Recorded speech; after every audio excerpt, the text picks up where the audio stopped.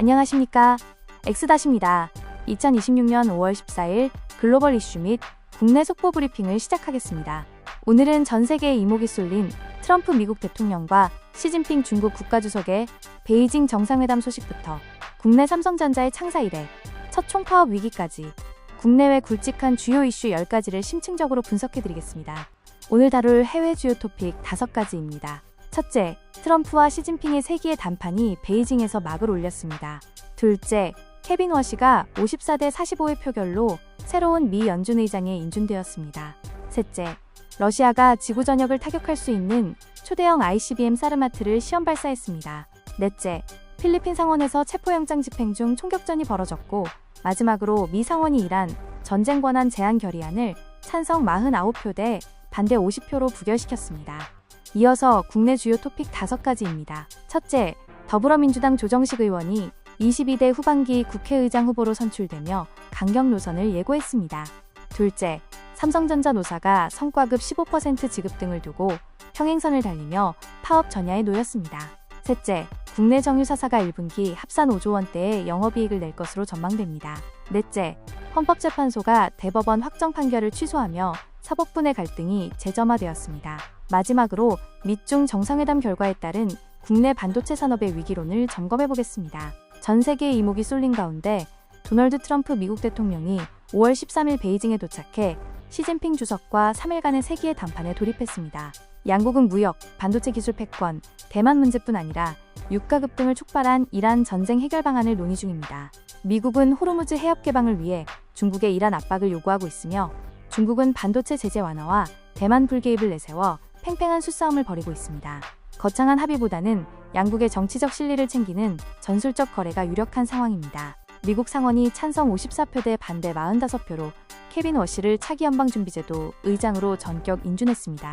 워시 신임 의장은 트럼프 대통령의 지속적인 금리 인하 요구에 화답할 것으로 보여 현재 3.50%에서 3.75% 수준인 기준금리가 6월 FOMC에서 인하될지 시장이 촉각을 곤두세우고 있습니다.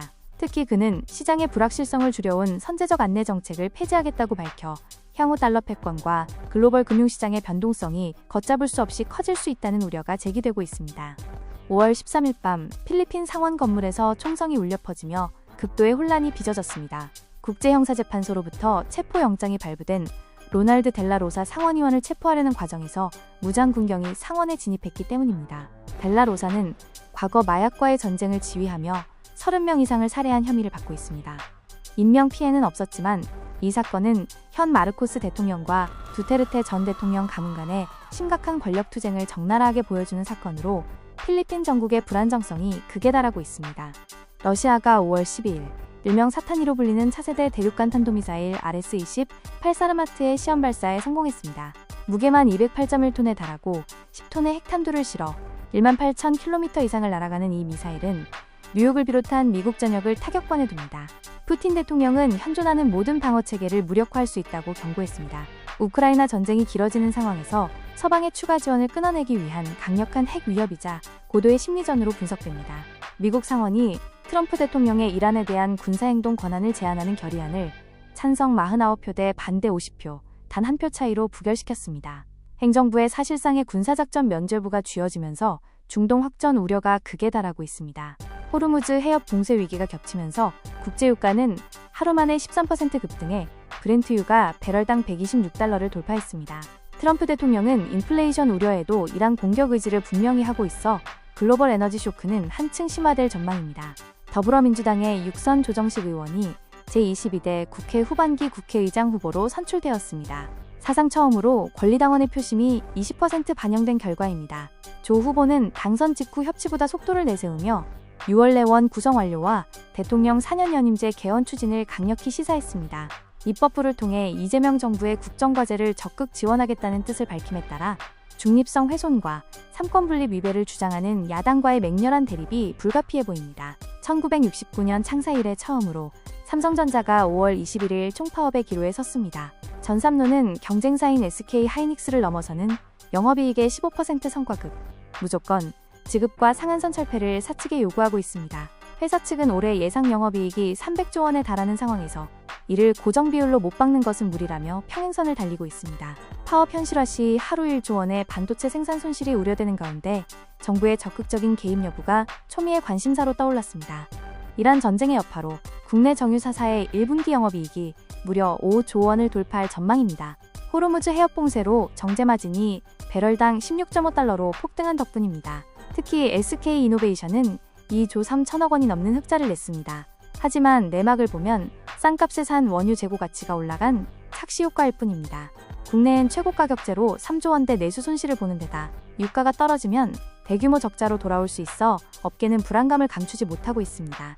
헌법재판소가 대법원의 확정 판결을 취소하는 초유의 결정을 내렸습니다. 1997년 이후 무려 25년 만의 일입니다. 법조항을 특정한 방식으로 해석하면 위헌이라는 헌재의 한정위헌 결정을 대법원이 무시하고 재심을 기각했기 때문입니다. 대법원은 법률 해석권은 자신들의 고유 권한이라며 반발하고 있고 헌재는 헌법의 결단에 정면으로 위배된다며 격돌했습니다. 두 사법부 최고 권력기관의 해묵은 자존심 싸움에 국민들의 기본권만 멍들고 있습니다. 베이징에서 열리는 미중 정상회담이 한국 반도체 산업에 오히려 득보다 실이 될 수 있다는 위기론이 확산 중입니다. 미국이 자국 데이터 센터 수요와 중국의 히토류 수출 허가를 맞바꿔 중국에 대한 반도체 장비 규제를 풀어줄 가능성이 제기됐기 때문입니다. 이 경우 기술 추격에 나선 중국 기업들의 숨통이 트이며 미중 갈등의 반사이익을 누리던 삼성과 SK하이닉스는 강력한 타격을 입게 됩니다. 엔비디아 젠슨 황 CEO까지 방중단에 합류하며 국내 증시의 긴장감은 최고조에 달했습니다. 오늘 브리핑을 아우르는 핵심 인사이트입니다. 대외적으로는 철저한 자국 이기주의가 판치는 트럼프와 시진핑의 거래적 동반자 시대가 열렸습니다. 케빈 워시가 이끄는 연준과 이란발 배럴당 126달러의 보유가 쇼크는 전 세계 경제에 거대한 먹구름을 몰고 왔습니다. 반면 대내적으로는 여야의 극한 정쟁과 사법부 양대 산맥의 갈등이 국정을 흔드는 가운데 삼성전자의 사상 첫 파업 리스크와 미중 밀착으로 인한 반도체 공급망 역풍까지 불고 있어 대한민국 정치와 경제의 위기관리 능력이 벼랑 끝 시험대에 올랐습니다. 마지막으로 오늘의 투자 전략 및 산업 영향입니다. 미중 협상 결과에 따라 가장 민감하게 반응할 섹터는 단연 반도체와 히토류 관련주입니다. 만약 미국의 반도체 규제가 완화된다면 국내 반도체 투톱의 하락 압력이 커질 수 있고 히토류 통제가 이어지면 대체재인 페라이트 테마가 강세를 보일 전망입니다. 또한 호르무즈 봉쇄에 따른 유가 급등으로 정유주 역시 극심한 변동성을 겪을 것입니다. 전례 없는 글로벌 지정학적 위기와 얽혀있는 국내 구조적 리스크가 겹치며 시장의 불확실성이 그 어느 때보다 높습니다. 뉴스 이면의 흐름을 냉철하게 짚어내는 전략적 해안이 필수적입니다. 이상으로 5월 14일 뉴스 브리핑을 마칩니다. 시청해주셔서 감사합니다.